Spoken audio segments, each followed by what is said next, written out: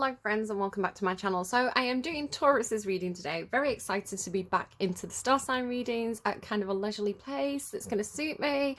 Really looking forward to doing your reading. I haven't pulled your cards yet. I'm going to do it off camera, but I wanted to give you your intuitive messages first. Now you've got quite a few intuitive messages.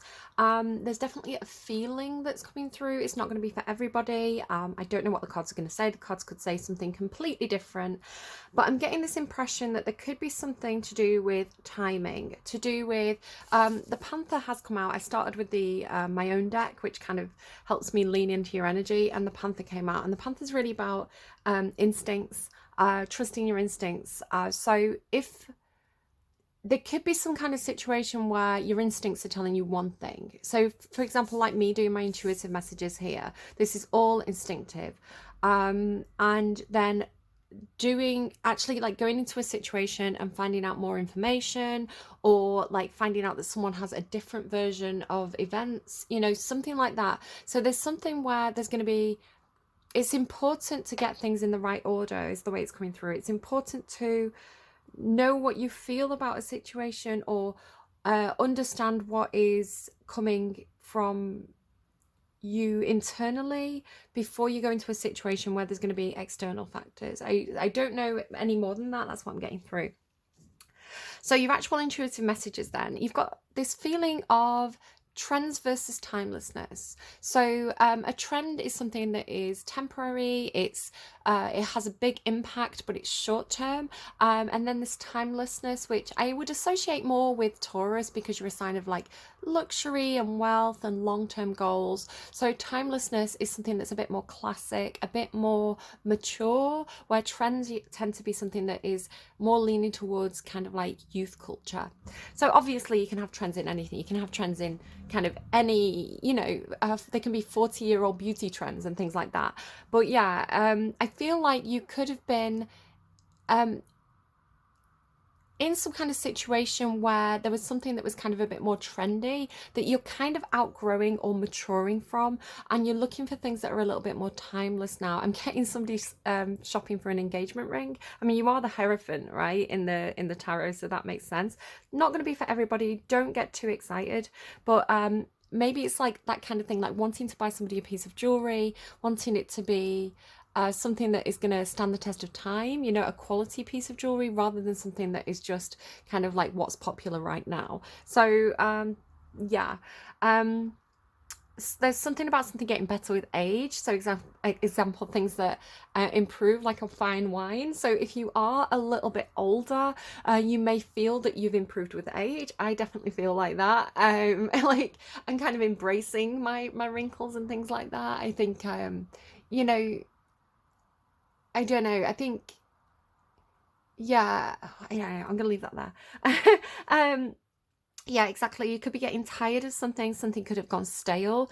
I feel like it's something about your life. And again, it could be anything. It could be a relationship. Doesn't have to be like a sexual relationship, romantic. It could be a friendship. It could be something, a hobby, something that you've been spending time on. It's something that I feel it was a trend in your life, and a trend in your life could be something that lasted a number of years, right? It was a phase where you felt like it was your identity. It felt very important to who you were. So again, it could be something you were doing as a job, and something that you kind of is coming through with the example of I listened to a Rita Ora song, and it was an acoustic version. It was kind of like, I think it was live at Spotify. And at the end they had this little talk, and the guy says something to her about being 18, and she's like, well, I'm 21 now, I'm old, right? And I was like, how mad that Rita Ora or anyone should be so famous and so accomplished and have such a body of work when they're not even legally an adult. In, you know, some countries, and I think your brain stops developing when you're in your like mid-20s. So it's like crazy to me that somebody should have, you know, such a strong brand image, such a strong, I'm not talking specifically about Rita Ora, it's just how the message came in, but it's like that feeling of like, perhaps when you were quite young, you really felt very passionate about something. And again, it has something to do with your identity. So it's like, you know, something that you wanted to do for work. It was like, I am going to be an artist. I am going to be a fashion photographer. I'm hearing for somebody. It's like you invested everything in it, right? Because that's what Taurus does. Taurus has long-term goals, very determined to accomplish them, very fixed. Again, it does depend. I want to really stress that every Taurus is going to be different. Taurus energy by itself is what I'm kind of talking about, but you in your own individual birth chart, you're going to want to look at your Mars placement, because your Mars placement really talks about what drives you, how you take action, what your perseverance is like, and all those sort of things. So you could be a Taurus sun and have something like Gemini Mars, which is going to make you much more scattergun, right? So yeah, so just be aware that there's complicating factors in anyone's birth chart. We're not one sign. But for Taurus energy itself, if this is resonating, so it's like doing something and perhaps becoming very accomplished with it. They're showing me the Eight of Pentacles, you know, really kind of like fine-tuning this, really getting it right, but then actually recognizing that it was just a trend in your life. It was just something that was perhaps part of a developmental stage or something like that, and you've outgrown it, and you really want to kind of like look for something that is more, it's kind of got that quality of that, you know, the Billy Joel song, Vienna Waits for You, again with like a fine wine and things like this. It's like you want something that is, perhaps this is talking about investments or something like that. Again, what you do for work, what you do for money. Perhaps you're looking for something that is not going to be such a huge amount of work and such a huge amount of effort. And perhaps it's something to do with like what you have been doing. Perhaps it's something to do with like maintaining or upkeeping it. They're showing me hair. You know how people like say that you get your hair cut every 6 weeks, but if you have a particularly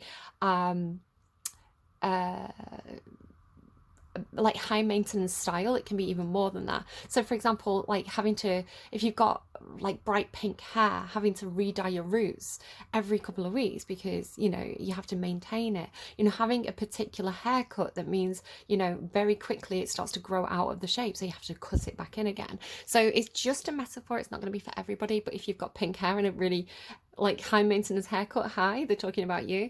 So it's like because it's like a trend, right? Because it's something that's like high maintenance, there's a huge amount of time and effort that's going into it.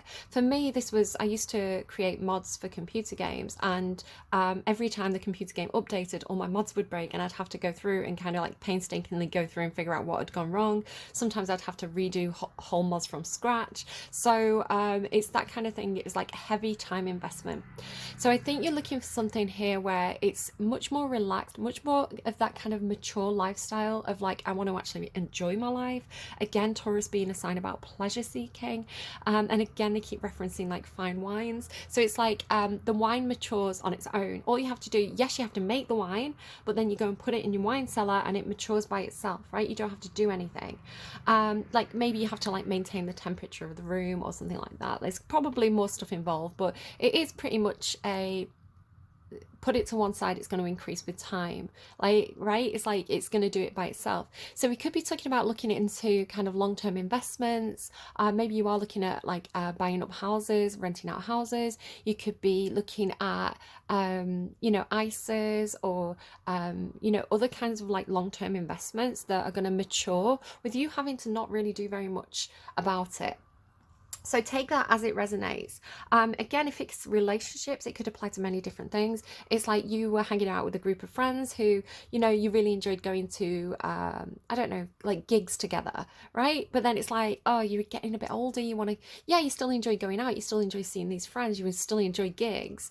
But, you know, it's the lifestyle's changed. You know, you kind of growing out of it a little bit. And it's like, maybe I want to do different things with my friends, or maybe I want to do things that are a bit more chill, or maybe I want like another group of friends, so, you know, I see them once a month and I see them twice a month, you know. So it's like, it just has this feeling of like really chilling out. You like, your energy just feels, you've also got this thing, again, when I was hooking up into your energy, you feel, it's kind of like the energy of like stepping outside and just feeling the warm sun on your face, you know, and just breathe, like taking a deep breath. So, you know, that kind of moment of just really feeling at peace and really feeling kind of connected to the universe in some sort of way. Maybe looking for that a little bit more, but it's just feeling like you just feel like, I don't know if you, I'm hearing found God. Maybe some of you have found God, right? Or you're reconnecting to your spiritual side, something like that. I actually heard last night as I was falling asleep, I heard a saint. It felt like a correction. I don't know what I was thinking about before this, but it felt like a correction to something like, if you feel a connection with some kind of like guardian angel, or you feel a connection to loved ones who have passed over, and it felt like I was being corrected and they were saying no, they're connected to a saint. So some of you may have a specific saint that you feel especially connected to, sort of like your own special patron saint. I was thinking about Elvis as well, like, you know how they called him, I'm hearing the saint. I had it in my head that they called Elvis the Saint, but I don't know if that's correct or not. I think they called him obviously like the King. So I don't know if someone else was called the Saint. Maybe people call you the Saint as a nickname, but I was hearing a saint, a saint. So take that as you will. As I was making my note this morning, they showed me the halo emoji, you know, like the little emoji with the halo. I use that when I'm being mischievous, but it's like, it's a joke. Like if I'm being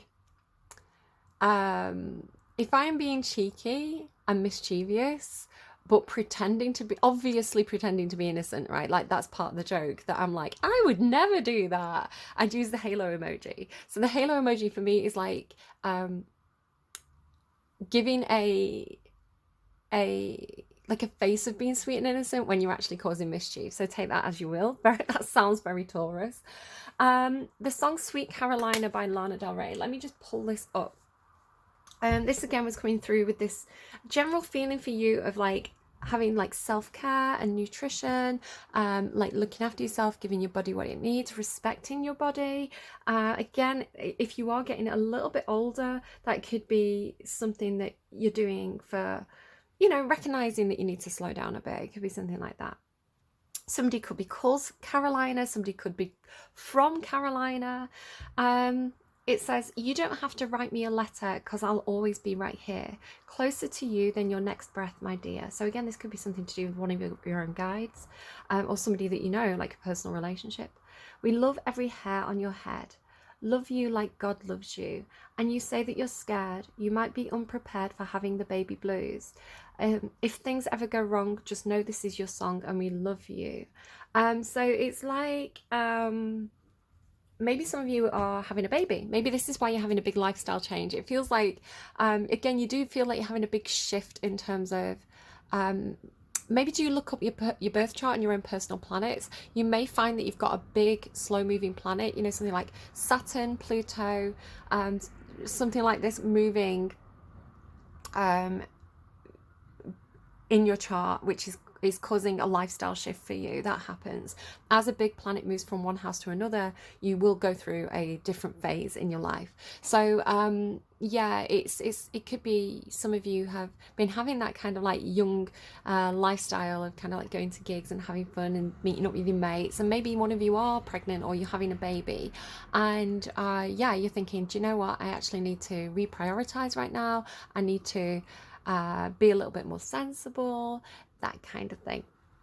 Obviously not for everybody, but do make sure if you're getting the urge to kind of like dial it back in and look after yourself, then go with that. This reading is actually for the next few weeks, so it would absolutely make sense that people feel like that after the Christmas period where everybody overdoes it, and then it's like, right, back to the gym for January. So that makes sense again, you know, just why that would come through. Another thing that's really making sense for this time of the year is as I was about to do your reading, I was actually just having breakfast and I was like, right, okay, whatever I see when I open YouTube is for Taurus. And it was a clip of Love Actually, which of course is a movie that a lot of people watch around Christmas time. It's like a romantic Christmas comedy. And it was the scene with Keira Knightley where she goes around to her husband's best friend's house looking for her wedding tape, and her husband's best friend is actually in love with her, and she thinks that she hates him. She thinks that he hates her because he's always awkward around her. He's always kind of dismissive. He doesn't want to talk to her. He kind of walks off when she's around. So she thinks that he really doesn't like her.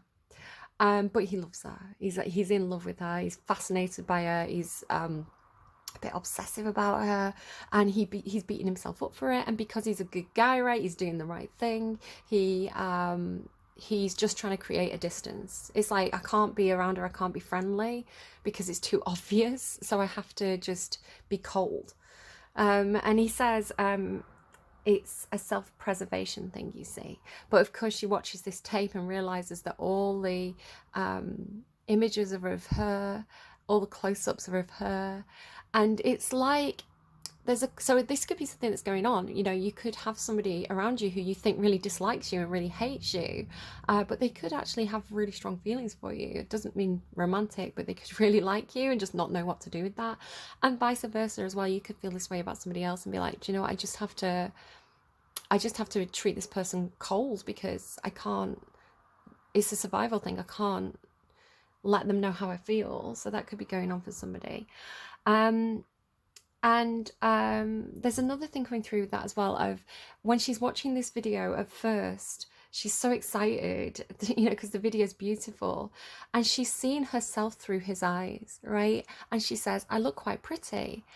And she's kind of surprised, you know, she doesn't think she's pretty, or she, you know, she doesn't particularly think there's anything special about her, which is part of the charm of, you know, how that character's written, right? And how beautiful Keira Knightley is, just how gorgeous, like the energy that she has is so warm and friendly. She's a very, very attractive woman.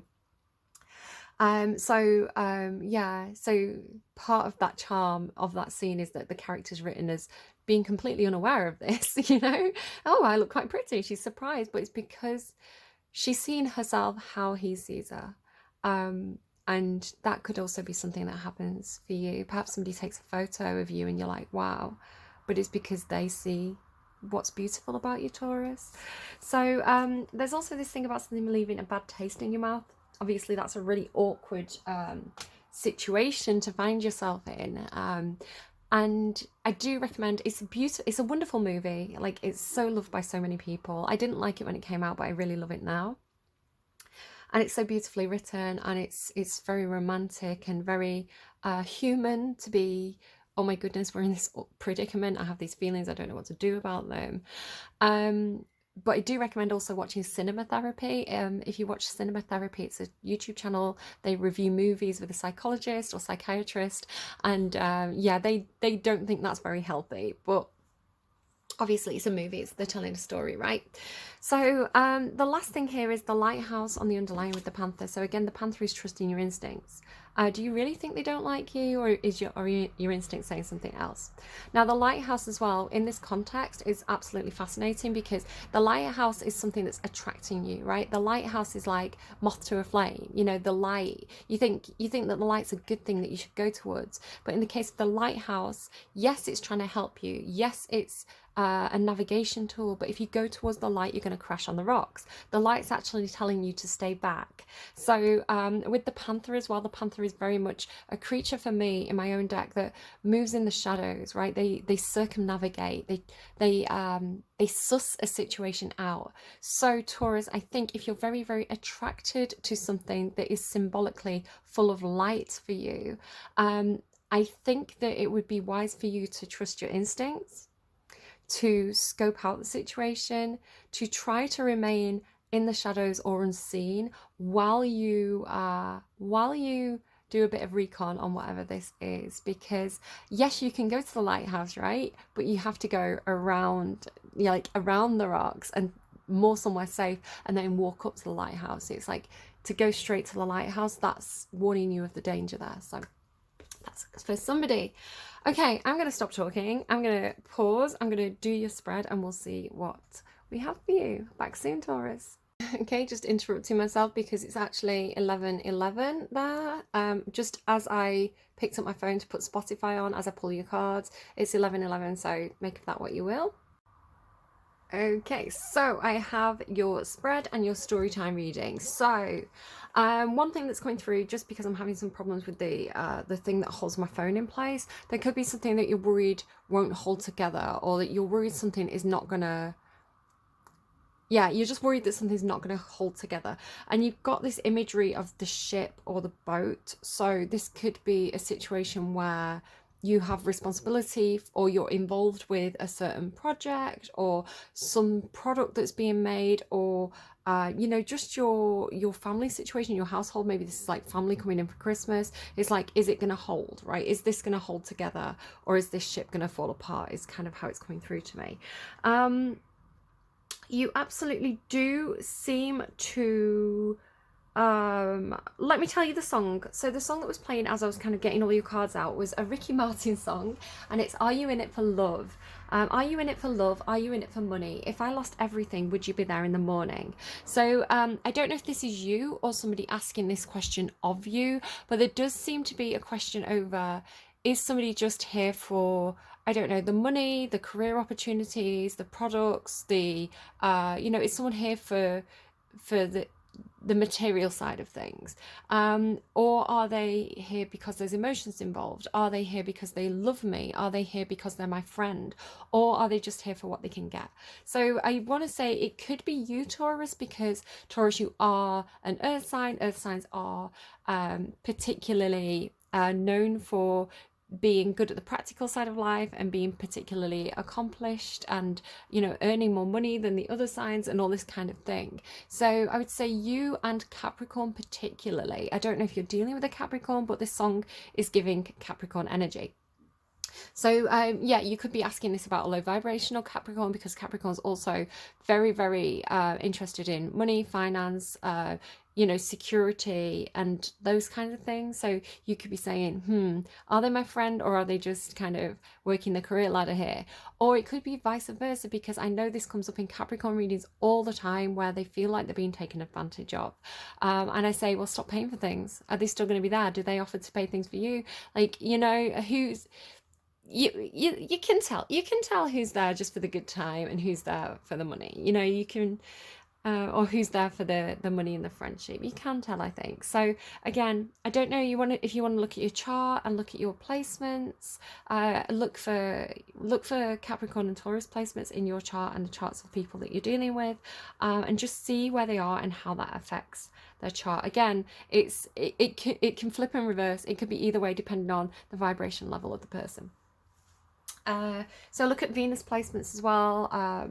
You know, a Taurus or Capricorn Venus placement is going to be different from a Cancer or a penis. A Cancer or a Pisces Venus placement. So yeah, definitely look into those sort of things. So yeah, are you in it for love? Are you in it for money? So what do they say?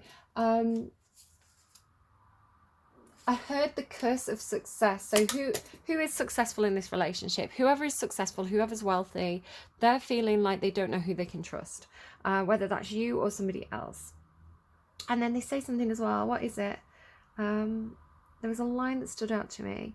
Are you in it for kicks, private jets and Armani? And when the ride's over, will you even bother to call me? So yeah, definitely feeling, when the ride's over, will you be bothered to call me?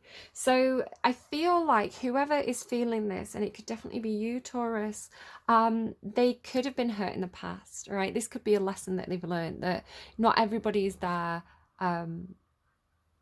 for the long term, right? And this is the thing as well, if we're talking about trends, you know, the idea of like trends and things that have longevity. I think you're looking for the relationships that have longevity. So if you've been hurt in the past, if you feel like you've been taken advantage of in the past, you could definitely have built some walls up and have some guard up. You're absolutely having that in the reading with these 7 of Wands and the 8 of Swords there.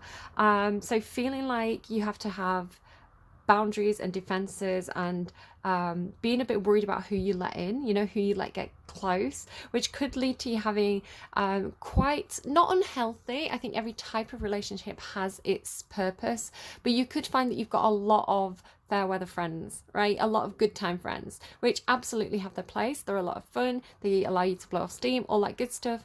But you could be really searching for relationships that are more deep and meaningful right now, which is absolutely what I was picking up on intuitively.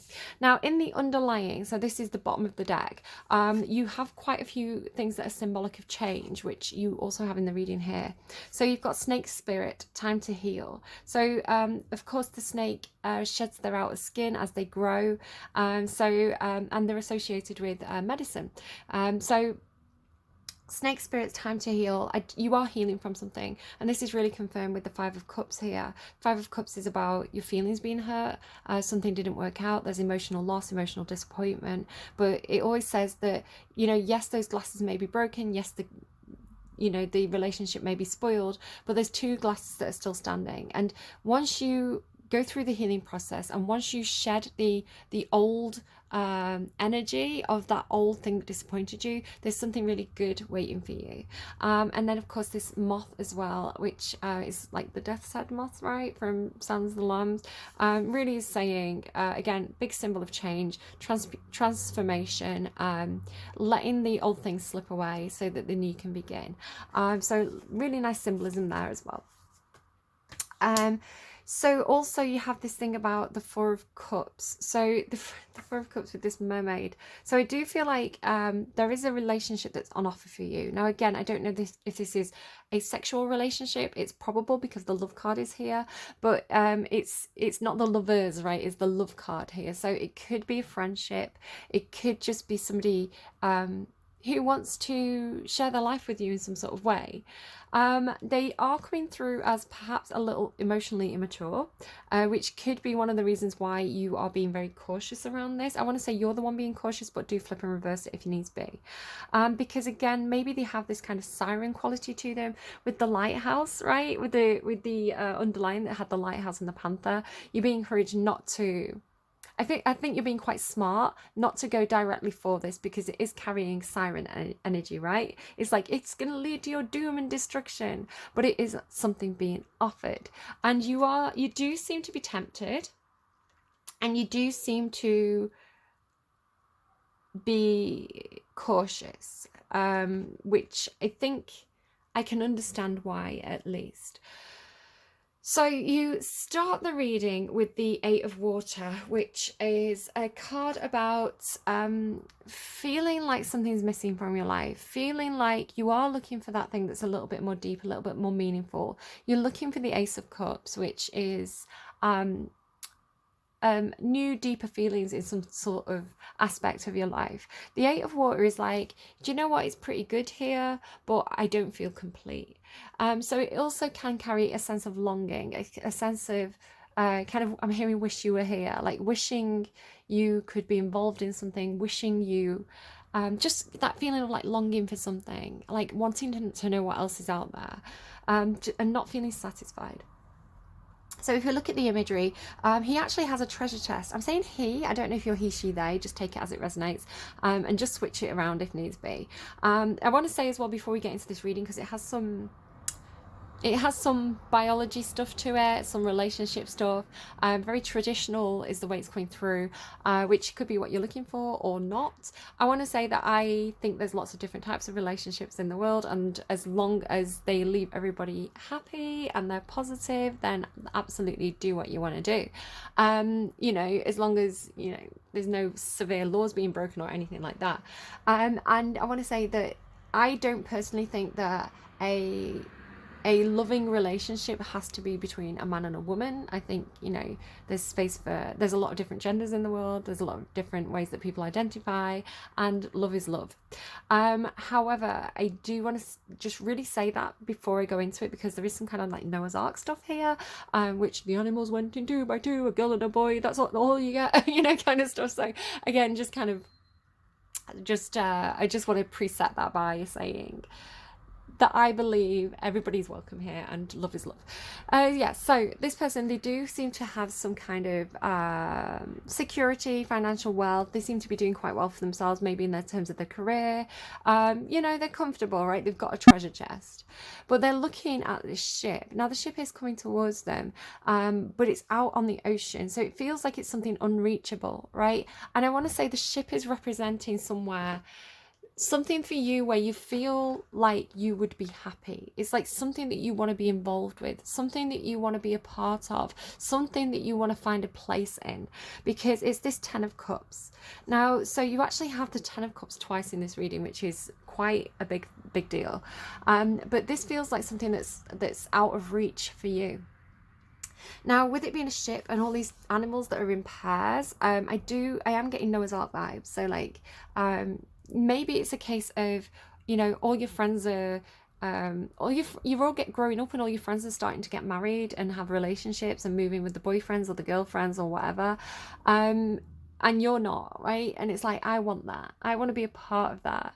So maybe you're still like wanting, you know, you're still kind of like in that phase of like, oh, I thought we were going to go to the gig, and they're like, oh, I can't go to the gig, I can't get a babysitter.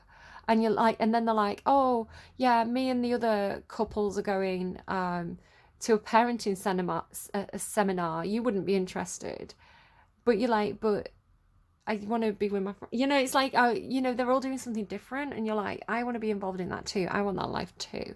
Now, it doesn't have to be that specific thing, but it's just symbolically like the ship is out of reach for you, and it's a place where you're looking at it and you're like, everybody else is out having fun. They have, you know, they have the 10 of Cups. I don't have the 10 of Cups. I don't even have the 9 of Cups. I'm not even like able to make myself happy here.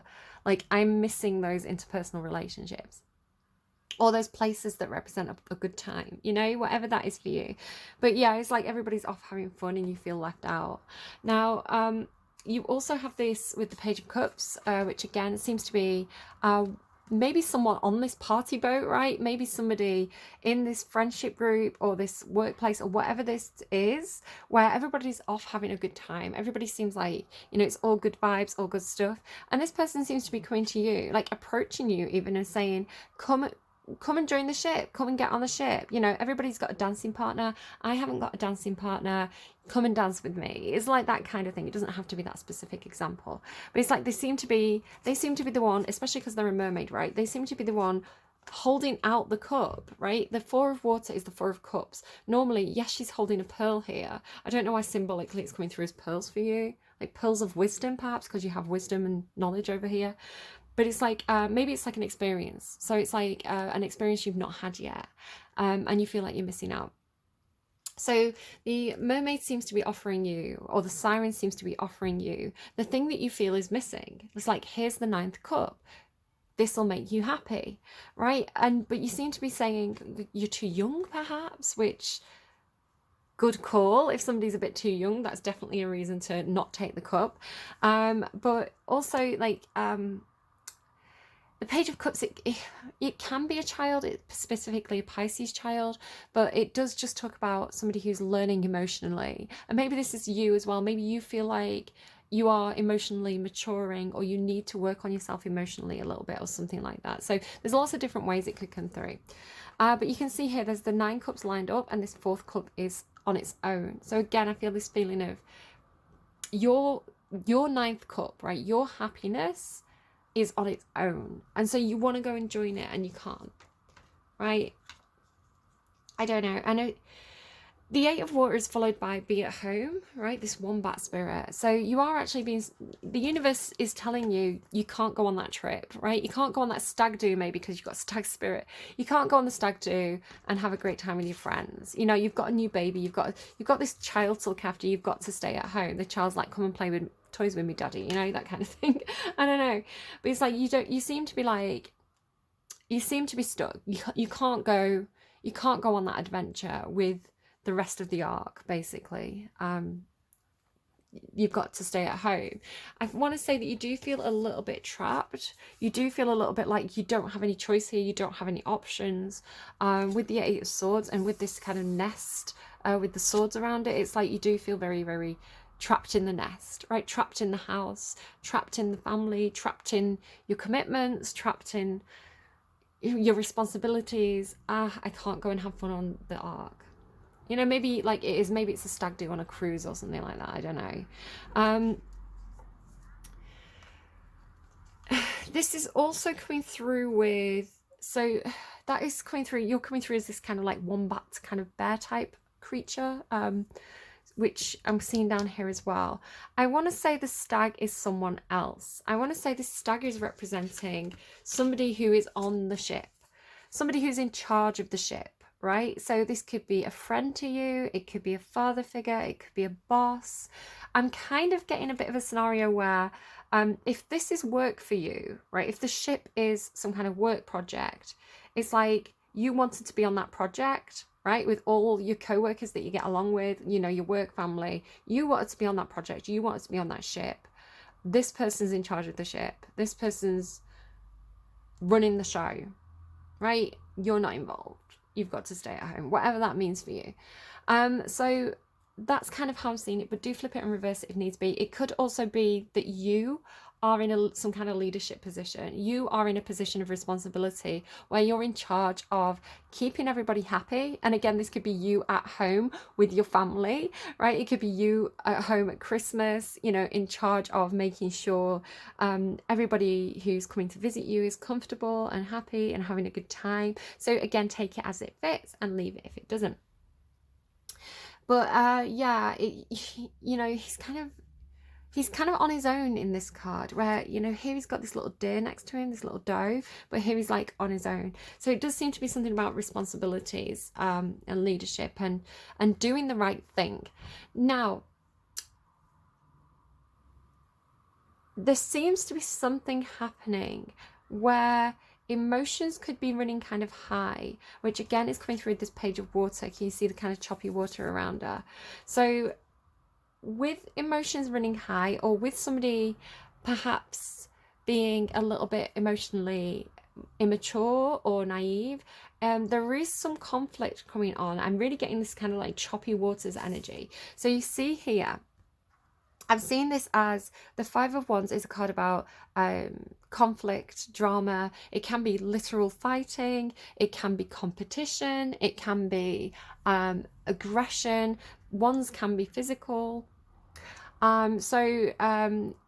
It's not always negative though. Sometimes it can come out. I used this example the other day of like running a race. If you were competing in the Olympics and you were a runner, you would get the Five of Wands because you're in competition with other people and it's physical, right? It's not necessarily negative. Every card has healthy or unhealthy ways of reading it. So with leadership and Five of Wands, it could be this competition for a leadership position, who's in charge of the ship.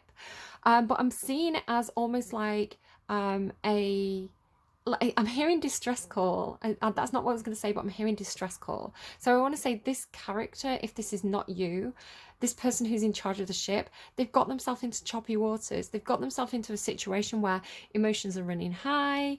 They're having to kind of scramble to keep the ship afloat, right? It's like they're trying to stop the waves from coming in. They're trying to stop the water from coming in and sinking the ship. Which is here as well. So look at these two cards together, like the image of this figure here with the wand, and then the Seven of, and see like all these wands coming up out of the water. So it feels a little bit like under attack from emotionally immature energies. And it doesn't mean that it's under attack. It could just be a situation where there's some conflict, right? Everybody wants to have the say. Everybody is a bit up in arms about this. Everybody wants to what I'm also getting, sorry, this is only just coming in now. It could be something where obviously this ship, this boat is really, really attractive, right? It's like the party boat. It's where everybody wants to be. Everybody wants to have a good time. So everybody could be trying to get on board the ship, right? But there's only so many people you can have on a ship until that ship capsizes. So it could be a situation where there's already too many people involved, right? You're at capacity, whether again this is a project, this is your home, maybe you run a bar or something. It's like you're at capacity. You have to stop people coming in, but people want to come in and they're upset that they can't come in. They're upset that they can't get on the boat because they haven't got a boat, right? They're drowning in the choppy waters. So it's like, it's difficult, right? It's difficult, but there does seem to definitely be this barricade energy around the Ten of Cups and the love around the ship, right? So within the ship, within the Ten of Cups, there's love there. It's you know, people are partnering up. Maybe it's like they're showing me like a slow dance, you know, like at the end of the night when everybody partners up and has the slow dance. It's like everybody's kind of partnering up, everybody's kind of happy in that environment. That again is followed by the Ten of Cups. Look, you've got Ten of Cups, leadership, love, Ten of Cups. Like that row there is really nice energy, but again, being responsible for maintaining this seems to be at stake. So I want to say that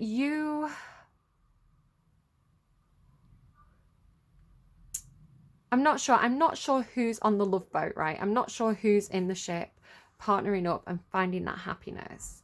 Again, it could be sexual, it could just be happiness, you know, like love shared with friends. But again, it's like it's worth protecting, it's worth defending. Because again, the Eight of Swords is almost like the love nest, right? It's like inside, you know, inside the room, the door closed, your friends kind of protecting it. It could also be like, because if you look closely here, like this, the leader of the alligators, right, is like holding all the other alligators back. He's holding ground, he's holding position, he's keeping them in the water, while the stag it's not a stag, I think it's like a gazelle or something, but I'm seeing it as the stag. It's like you see the stag is in the background there. So it's like I don't know, maybe you're like someone's wingman, right? You're like,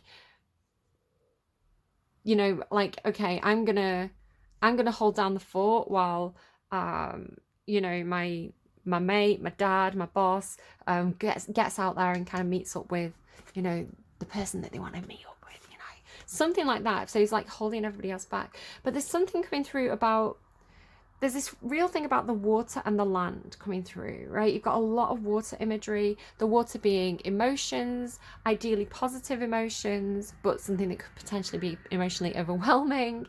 And the water can be to do with, for me, it's a very low energy in terms of the chakras. So your root chakra draws up water, right? Like the water is below the earth. So it can talk to me about like nostalgia, emotions around past events and things like this. And then the land is kind of like the lower chakras, so more to do with your stability, like, you know, your stability, your foundations, your creativity, being in action mode, being practical, getting hands on. Which you have earth on the underline here. I don't know what's going on with that music outside, guys. I might just give it a minute. So, okay, you do have this kind of Little Mermaid quality to your reading, which I feel has come out for you before. I'd have to go back and double check all my readings, and I don't have time to do that, but I do feel like the Little Mermaid stories kind of come up for you before. So I'm seeing you as this kind of Prince Eric character, right? Who's like up on land, you know, he's responsible for his kingdom, he's responsible for making sure everybody's happy, everybody's, you know, paired up with somebody, everybody's got somebody to dance with, you know, the table's set, right? You've got maybe doing table settings. It's like you seem to be responsible for the kingdom and practical and organized and kind of earthy, right? You're of the earth.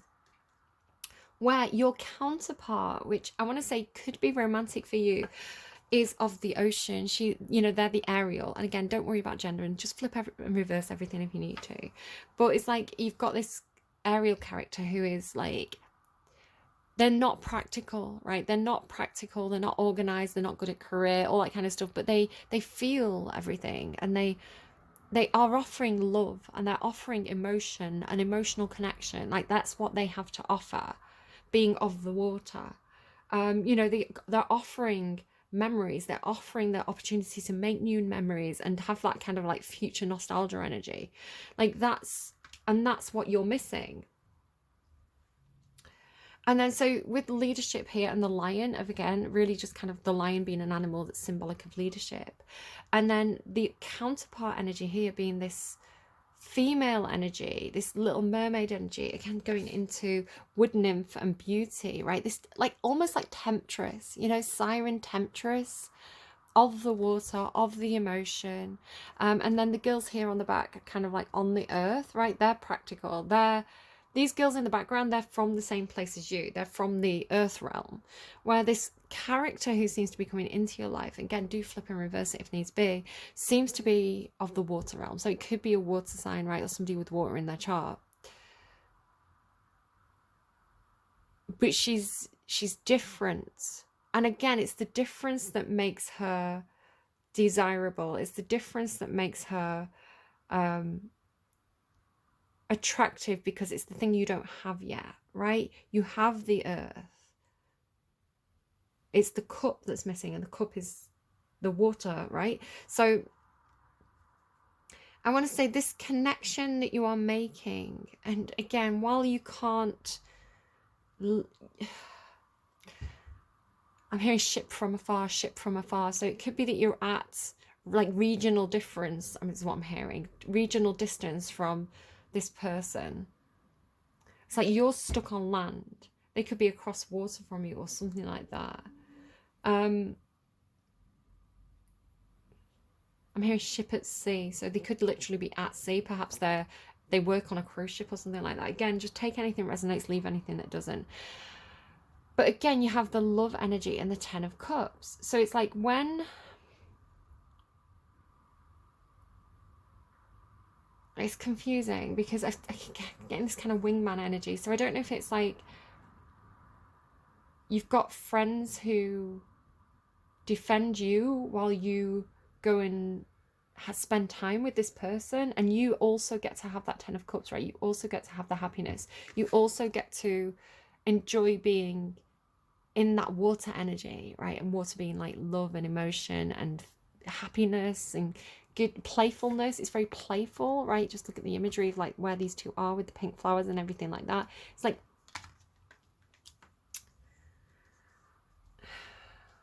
it seems really good. It doesn't seem like this person's after your money in any way, shape or form. If that's what you're concerned about, they're not of the earth, right? They are of the water. Like, they are driven by emotion. And that's not to say earth signs can't be absolutely like loving and adoring and expressive of that. I would say the earth signs are the best at showing, right? At providing love, at practical love. The emotional love is more romantic, less practical, more Romeo and Juliet, right? But yeah, that could be what's making you feel like, with them coming through as a page, it could be making you think, is this fleeting? So then we have this fascinating sacrifice card here. And then the universe is your partner in your hand. So what seems to be being said here is that the power of change is in your hand, right? Being, again, this butterfly here, like you can make a change. So if you are looking to change a situation,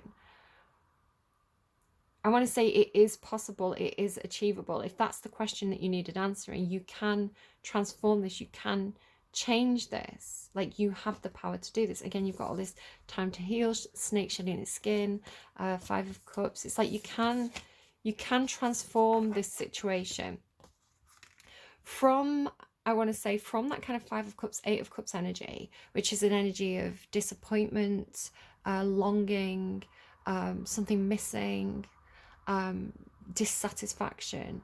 You have the power. The universe is putting into your hand the power to transform that into something that is, what I'm hearing is like grounded and long lasting and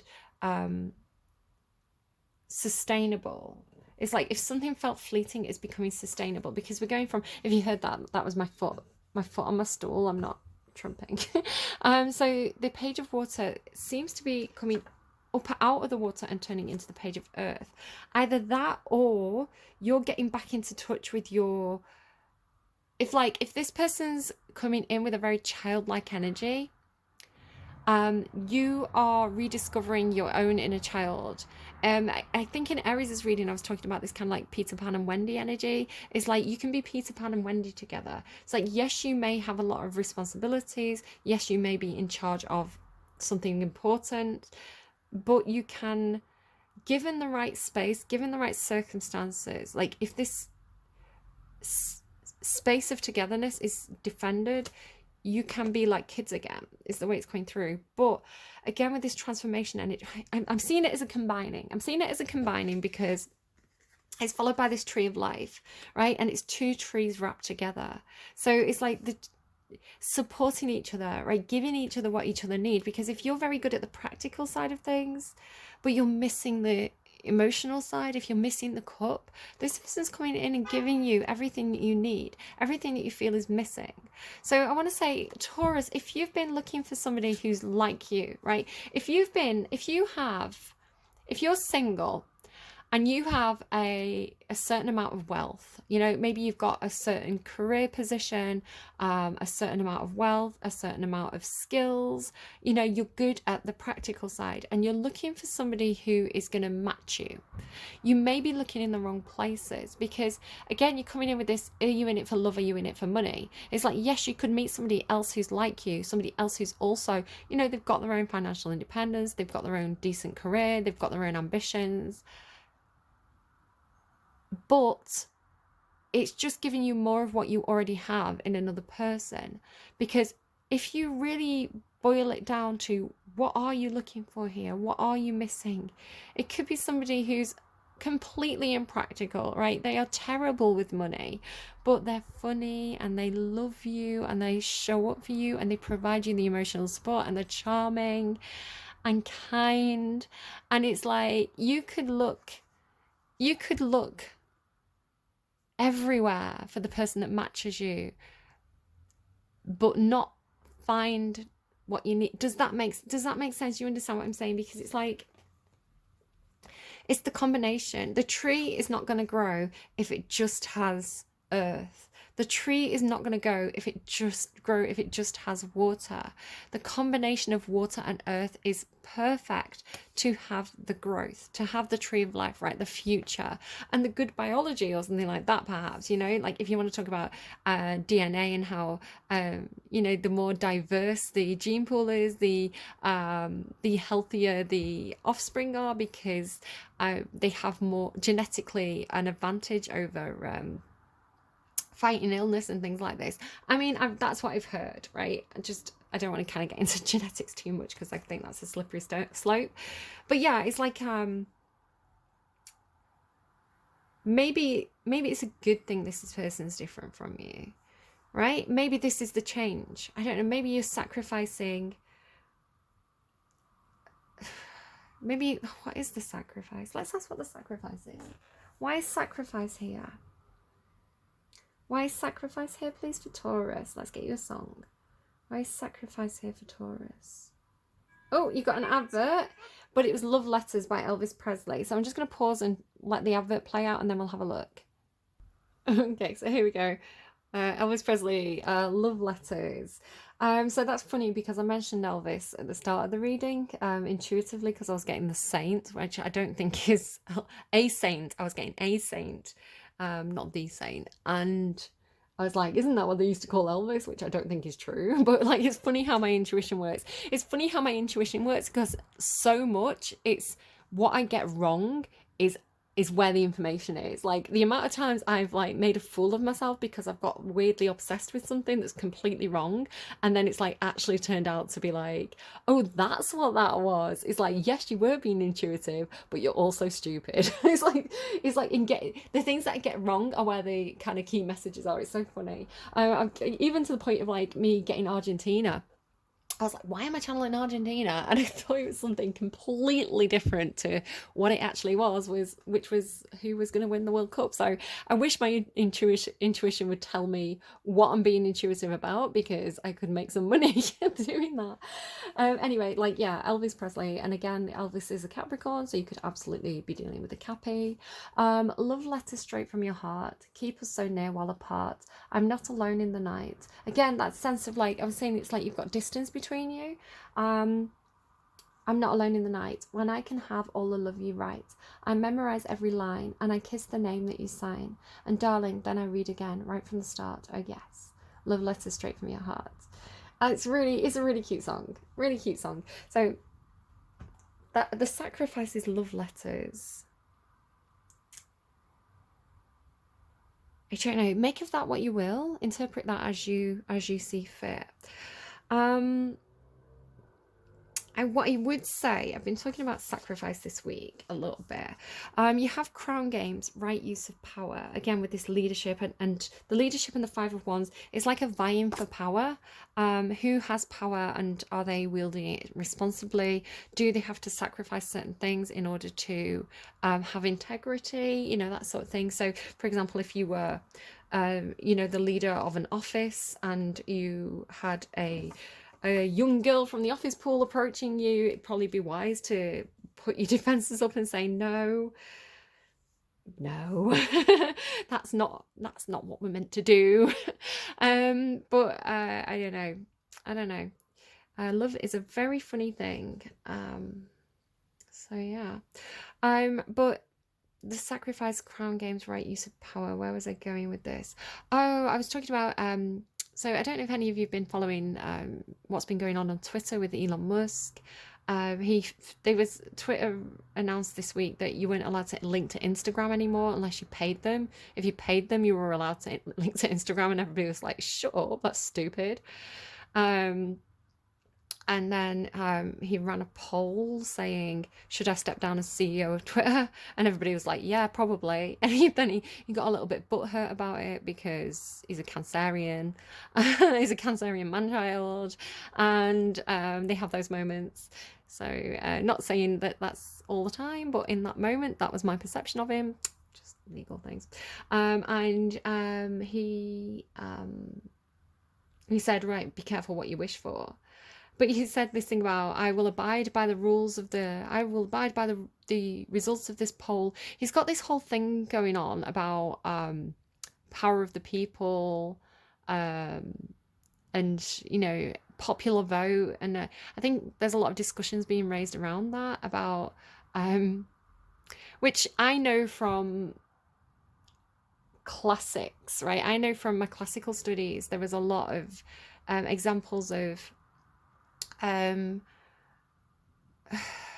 questions around sort of kingship and democracy and right to rule, and you know, whether, you know, yes, it's a good thing to have a democracy. Yes, it's a good thing to let the people decide who's in charge, and you know, to make decisions that will affect the whole. But at the same time, there's questions around education levels of the general populace, the information that is accessible to the general populace, and whether or not people have time to really go in depth and understand complex situations. And I think, you know, you can look at, there's arguments for and against, right? Just to kind of be very, very diplomatic here and talk about it in an academic sense. There's arguments for and against, and I think you could say that about any kind of system, you know, any kind of social or political system. You know, there's good things about them and bad things about them, and it's good to have discussions around the issues surrounding different things. Again, I studied Shakespeare as well, so with Shakespeare you had a lot of stuff about like Richard II and you know, inherited power. So yeah, and you can see this is absolutely something that people are talking about with like the Harry and Meghan documentary, and you know, how Harry technically was born into a position of power, and yet he opted out of that for complicated reasons. So yeah, there's a lot of this kind of stuff going on in the general popular discussions of the time, which, you know, is very interesting and good to have. I'm not a big fan myself of, like, you know, being forced to, I don't know, we're getting into it's great to be proud of your country, but also nationalism causes war debate. Like, look at who was really nationalistic in Europe, you know, so many years ago. So there's again, it's like anything could be good or bad, and it's if you're educated, if you're intellectually savvy, if you're smart enough to read between the lines, you can see that there's nothing good or bad, but anything can be good or bad. You know, there's grey areas is harder to understand than black and white, and that's what demagogues and oligarchs and politicians who are trying to attain power and wealth will do. They'll scare people into confusion and black and white thinking. You know, there are techniques that people can use to control the minds of the populace, and so therefore, you know, not everybody is going to be able to think outside of the preconditioned box that our minds are put in by those people who want to hold on to power. So there's a lot of complicating things that are going on at the moment. And so the idea of sacrifice came through, where I'm waffling on, but I think it's important to say these things and just to have a think about them, right? And maybe you've got a different opinion than me. Maybe you're very, very fixed, being a, you know, Taurus. Maybe you've got a very fixed view about what is a good system and what isn't a good system, and maybe you favor one over another, and that's absolutely fine. You're allowed to have your opinions, and those opinions are hopefully formed from looking at all the various factors and all the information that's available, and coming up with a fixed point based from intelligent discussion and open resources and not just I think this, so that's right. But yeah, sacrifice. So there's this example that I was kind of making a joke about, of Agamemnon. Now, some of you may know Agamemnon. He was the King of Kings in the Iliad and the Odyssey. He was the big guy. He was the big man in charge of the Greek army, and he made some bad decisions. And of course, he was used as a foil against Odysseus, who is the hero of the Odyssey, as a way of saying, don't be like Agamemnon, be smart like Odysseus, because Agamemnon made various mistakes. And one of these was, if you read Iphigenia at Aulis, which is a play, a Greek play, Agamemnon, he and the other kings and the Greek army, they got kind of moored on an island, or moored on the coast, and they couldn't sail their ships to go and invade Troy, which, let's face it, was probably not the best thing for them to be doing. Maybe there was some divine intervention going on there, but the weather was bad and they couldn't sail the ships, and the soldiers and you know, the men, the populace of the Greek army were getting really quite frustrated, and looking to Agamemnon and the other kings, the Basilii,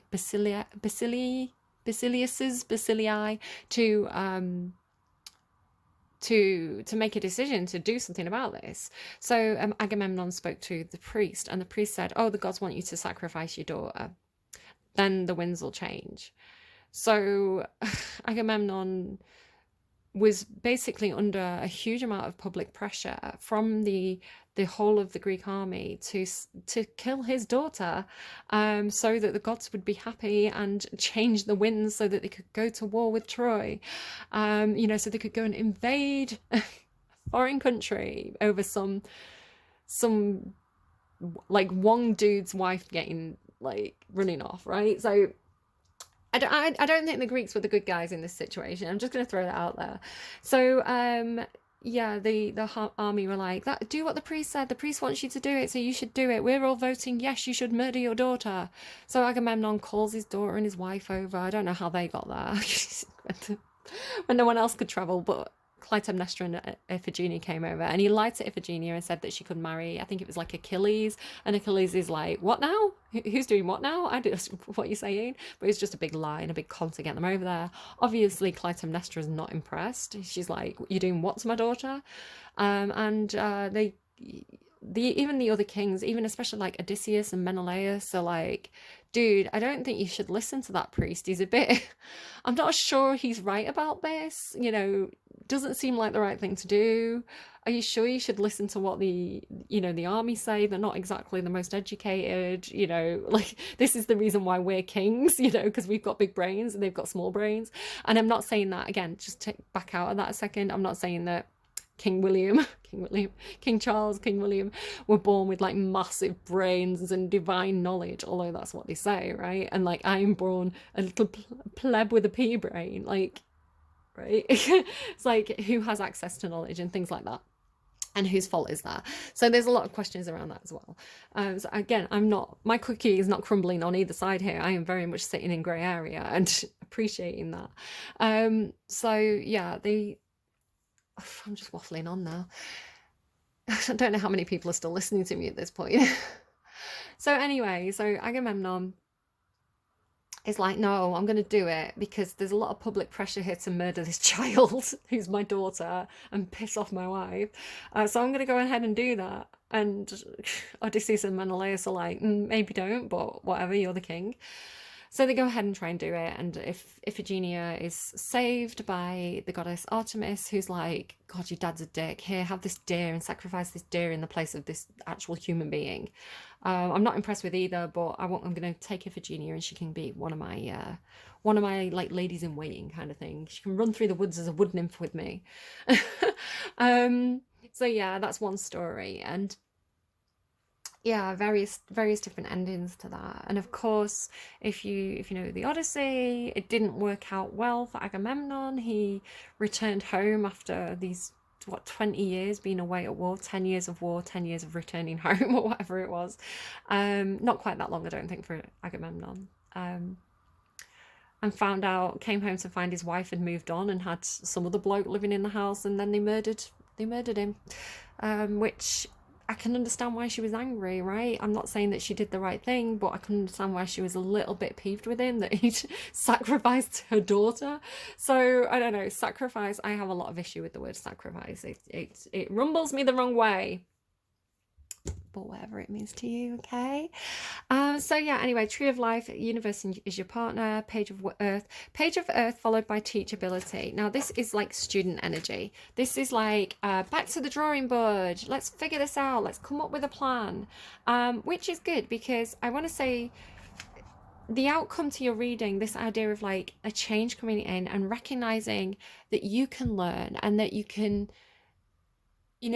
discover more. You can be open to more information, to learning, to returning to school, but also the people around you can learn as well. Like there is potential to teach or be taught here. And then this is also followed by knowledge, right? Knowledge about the Tree of Life.